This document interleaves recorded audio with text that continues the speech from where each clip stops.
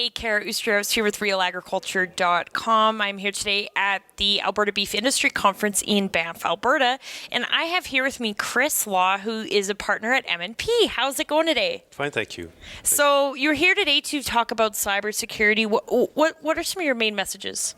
I think with cybersecurity, the main message is it affects everyone. And so I think everyone should be prepared if something goes wrong, right? Because I can't think of one company or one organization that doesn't use computers. So really, it's one of those things where when things do go wrong, we should be prepared. So is there lots of attacks going on right now? Have they risen? Are they on the rise? Always on the rise. Yes, there's attacks every second. It's definitely a growth industry, but at the same time, it's one of those things where if we do the proper proactive preparation, we can deal with those attacks. It's bound to happen. It's going to happen to every organization, and just preparing for that will help us, weather those attacks and then continue doing our business. So this is quite a sophisticated business. It's not just kids sitting in the basement, that we would maybe assume are the quote-unquote hackers. Yeah, it is a worldwide business. There are sophisticated threat actor groups that are usually based overseas, but it is, unfortunately, everyone participates in this whole ecosystem of cyber attacks. What I mean by that is that there are kids and teenagers sitting in basements learning from YouTube and the internet how to attack an organization for fun. Maybe they're bored. It's also, unfortunately, employees at work that are bored, have some time on their hands, especially time during COVID where people are remote.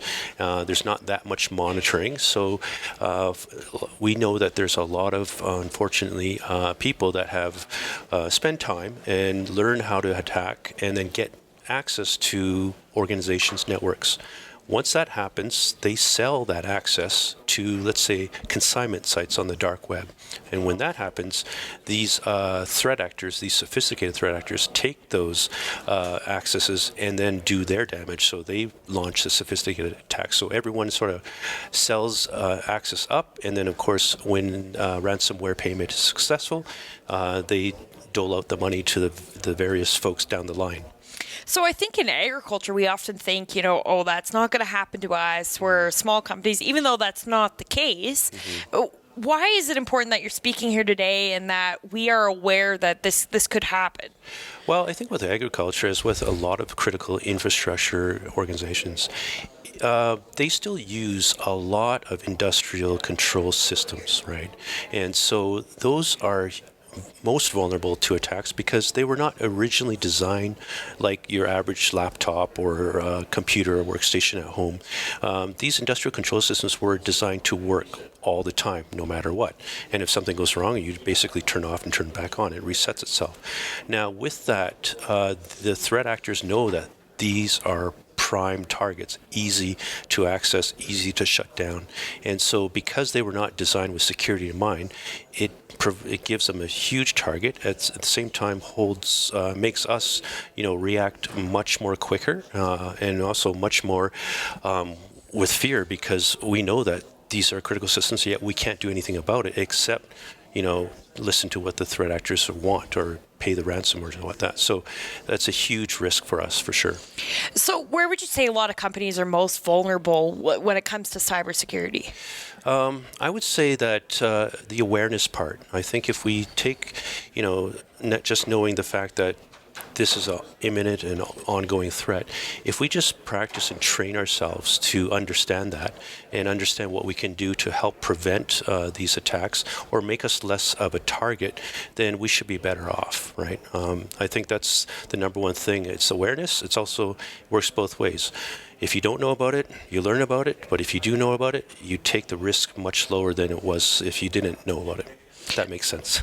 So what are some of the things producers can be doing? If you have a company and you want to protect it, what's your number one, okay, you can at least be doing this? I think the key here is to work with the suppliers of those control systems. They know that their products or their solutions work, their widgets or their systems work, but work with them to see how best to protect them, right? Because for many years, they haven't been protected because they're always in the background. They're not high profile. They're the feeders. They're the irrigation systems. Whatever. These are systems that never were thought to be, threatening to any kind of service or critical infrastructure. So with that, work with them. At the same time, work with your partners in terms of understanding, okay, how do we protect these systems? Someone down the line probably has found an ingenious way. Share that knowledge, because the better we are protected as a group to protect these industrial control systems, these livestock systems, the better off we were to protect, the supply chain. So any other messages you're sending to producers when it comes to cybersecurity?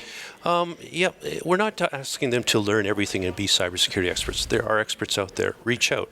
But focus and understand that the more you depend on these automated systems, these computer systems, as convenient, as efficient that they help your industry grow and be profitable, understand that there is risk, and just don't ignore that risk. Okay. Well, thank you very much for your time. Great. Thank you very much. Glad to be here.